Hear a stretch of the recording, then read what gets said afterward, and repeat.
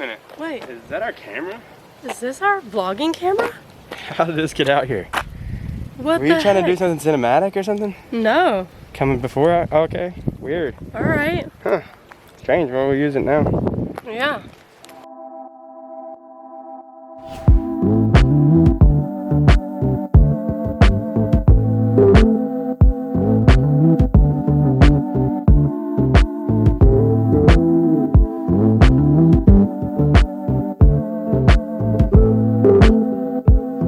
We're heading to the Bee Park here in Valladolid. This is a city that's been getting a lot of rave lately. It was a best kept secret in Mexico supposedly, but the secret is starting to get out. So what are we gonna do today? We are gonna show you 7 things in Valladolid that you have to come see when you're in the area. Yep, because we've been here now a little over a month. So we've kind of done everything there is to do right around town. So we're gonna show you the 7 things you definitely should not miss doing. We are here at the Bee Park, whose name we can't really pronounce, but this place is really cool. So let's go check it out. I think we might have missed breakfast. Usually they have a package where you get fed. So we found out how to pronounce the name of this bee park. It's Xcopek. So we are here at Xcopek Bee Park and we booked a tour, which we found out you can book on Airbnb, but it's 120 pesos per person. It does come with a drink and a honey tasting, and it lasts about an hour. There's camping here at the Bee Park, and I did not expect it to be so busy, but there's actually quite a few tents out in the woods. And then there's these super cool little hut right here, and this bigger one. So this is actually a really cool alternative to getting a Airbnb or hotel if you're in Valladolid, spend a couple nights out here, because we actually are in walking distance to the city center. It's probably like a 20-minute walk. The name in Maya language is Xcopek, and it has a meaning. So let me tell you about the meaning of this word. So it has actually 2 words. The first is coop, which means dry cenote. We have a dry cenote here, and it's the first place that we are going to visit in this tour.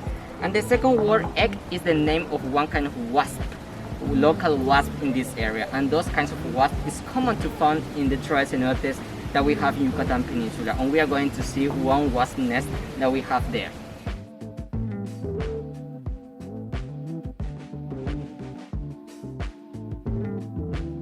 You are lucky today. Wow. The idea in the end is to help us to keep bees around the world, because bees are everywhere where you come, everywhere where you visit. Yeah.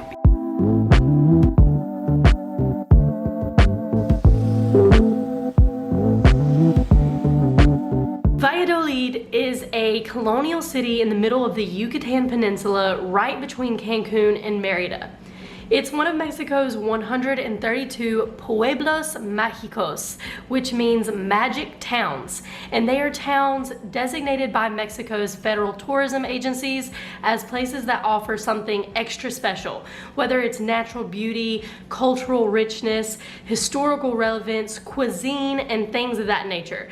Valladolid was founded in 1543 and relocated in 1545 to the location of a Mayan village called Xcopek. The Mayan people have lived in the Yucatan Peninsula for thousands of years, and their culture is still everywhere to be found today. Valladolid offers a unique blend of Spanish colonial and Mayan culture and architecture. The city has some fascinating history and culture that we're going to cover more of in a later video.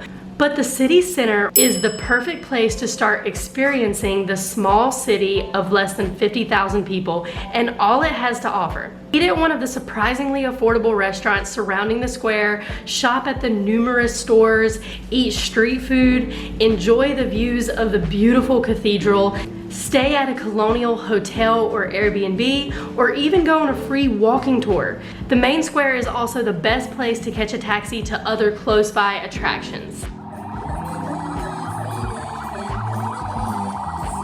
Also, everywhere in the main square are these awesome chairs. They're actually called kissing chairs because one person will sit right here and the other person will sit right there, and you will be facing each other.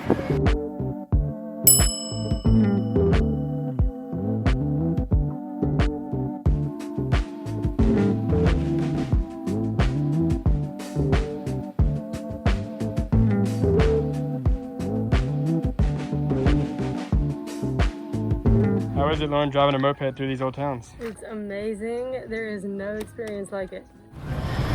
Okay, after only walking 5 minutes from the main square, city center here in Valladolid, we are here at Cenotes Zaki.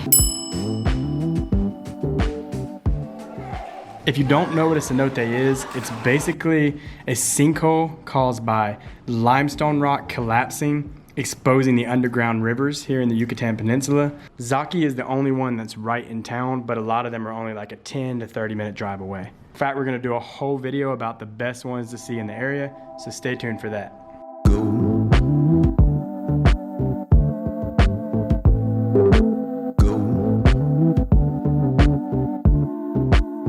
Wherever you go, go. Wherever you go.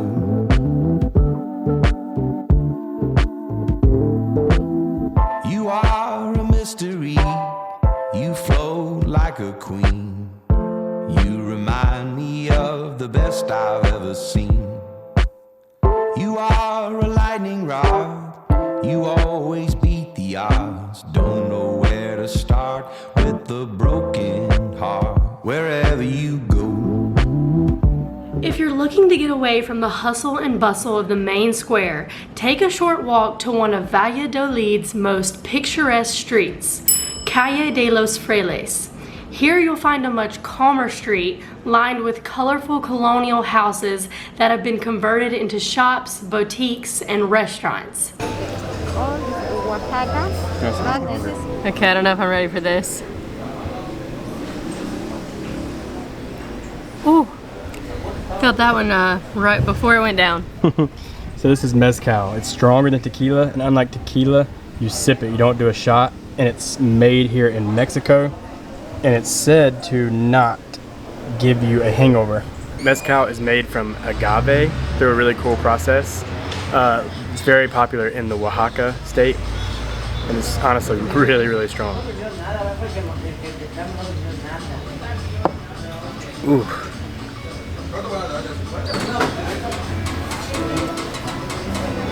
And make sure you walk to the end of Calle de los Frailes, because at the end of the street is the San Bernardino Convent, which is actually the 7th thing on our list.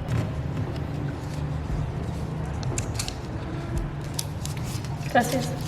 I think this old courtyard is my favorite part about this convent.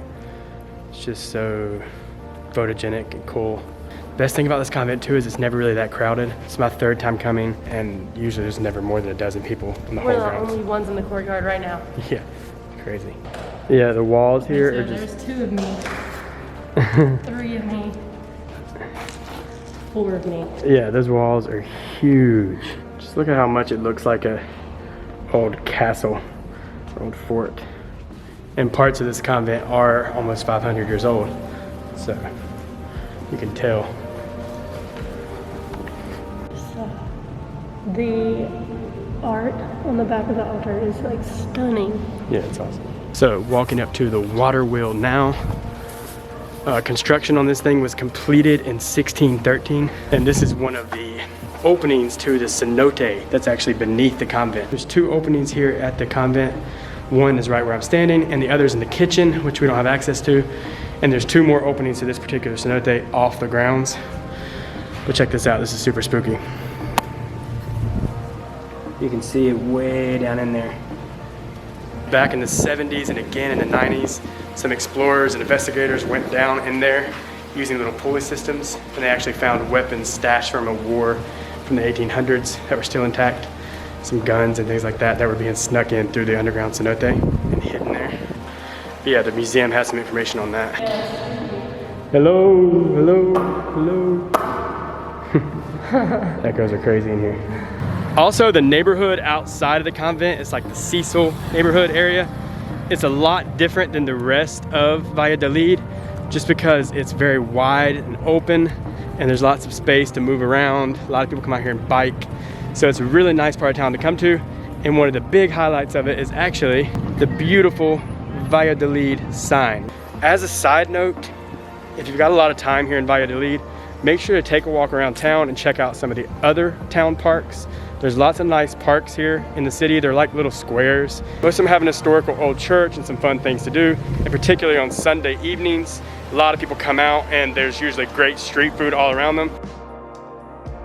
All right, that's the end of the 7 things to do in Valladolid. Let us know what your favorite of the 7 was. Also, if you've been to Mexico, what was your favorite thing about it? Guys, if you enjoyed the video, please make sure to like and subscribe. It's free, easy, and quick, and it really helps us out.